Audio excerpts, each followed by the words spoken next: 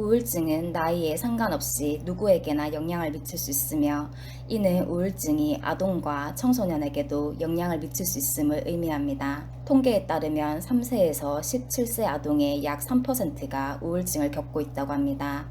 아동 우울증의 원인은 다양할 수 있지만 일부의 경우는 가족력, 집단 따돌림, 환경 문제나 가족 문제, 신체적 질병 혹은 스트레스가 원인입니다. 일반적인 인식에도 불구하고 아이들은 스트레스를 경험합니다. 이는 항상 있을 수 있는 일이며 치료하지 않고 방치할 경우 우울증을 유발하죠. 어른들과는 다르게 아동 우울증은 다른 양상으로 나타납니다. 증상은 과민 반응부터 활기저하까지 다양합니다. 증상이 2주 이상 지속될 경우 의료 서비스 제공기관에 연락하는 것이 가장 좋습니다. 여기에 아동 우울증을 나타내는 8가지 징후들이 있습니다. 첫 번째, 심한 감정 기복. 아이들은 보통 기분이 우울하고 무거운 감정을 많이 느끼지만 감정 기복이 심한 증상은 우울증의 신호가 될 수 있습니다. 예를 들어 아이가 한순간 괜찮아 보일 수 있습니다. 하지만 갑자기 어느 순간 변해서 감정 폭발로 이어집니다. 감정적인 폭발은 보통 장난감이 부서진다던가 하는 촉발 요인이 있습니다. 촉발 요인 없이 감정 폭발을 일으키는 것은 우울증 증상입니다. 아이들이 감정을 다루면서 어떻게 표현해야 할지 모르는 것일 수 있습니다. 아이가 대처할 수 있게 내버려 두세요. 감정 기복의 또 다른 징후는 과민 반응입니다. 민감성이 더 높아지는 것을 경험합니다. 따라서 감정 기복이 더 커집니다. 이 증상은 분노에 찬 싸움, 감정적 민감성 증가, 불안감 증대 또는 정서적 무감각 증세로 나타날 수 있습니다. 자녀가 증상을 보이면 배려하는 마음을 갖도록 하세요. 판단하려 하지 말고 항상 귀 기울여 주십시오. 사춘기는 충분히 어려운 문제입니다. 두 번째, 활력 저하. 우울증의 특징적 증상은 활력 저하입니다. 자녀가 뭔가를 하고 싶어 하지 않거나 일상적인 활동에 참여하는 것을 꺼릴 수 있습니다.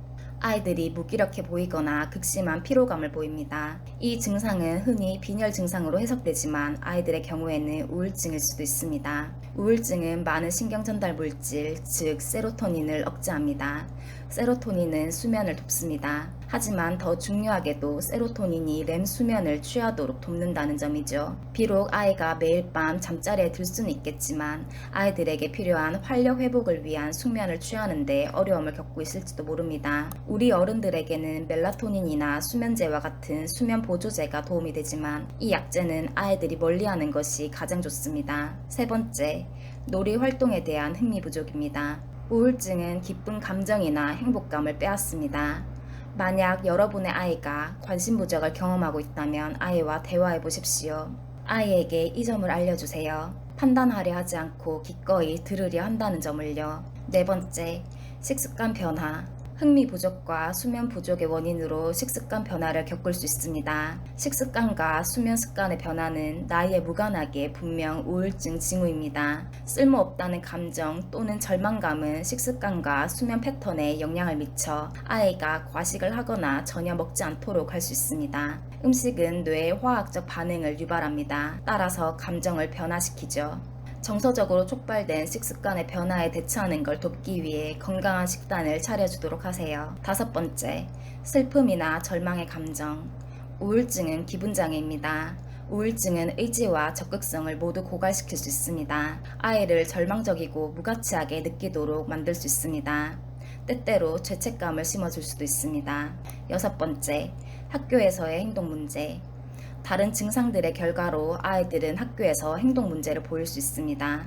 학교에서 싸움을 걸거나 말대꾸를 하게 될지도 모릅니다. 행동 문제, 특히 학교에서의 문제들은 다루기 불편하고 성가신 일일 수 있습니다. 하지만 우울증과 관련된 것으로 의심된다면 배려하는 마음을 가지도록 하세요. 아이들은 말하기를 꺼릴지도 모르지만 여러분이 기꺼이 들을 준비가 되어 있다는 것을 알리세요. 그들이 말할 준비가 되었을 때 말이죠. 일곱 번째, 성적의 하락. 또 다른 결과는 성적 하락입니다. 성적의 하락은 점진적으로 또는 즉시 일어날 수 있습니다. 하지만 이는 아이들이 흥미를 잃었다는 확실한 신호입니다. 성적 하락은 다른 사람들에게 도움을 요청하려고 외치는 신호가 될 수도 있습니다. 감정적으로 힘에 부친다는 것을 은연중에 알게 하는 거죠. 그리고 8번째, 사회적 위축. 마지막 증상 중 하나는 사회적 위축입니다. 극도의 수줍음은 때때로 우울증의 징후일 수 있는데 항상 그렇지만 않습니다.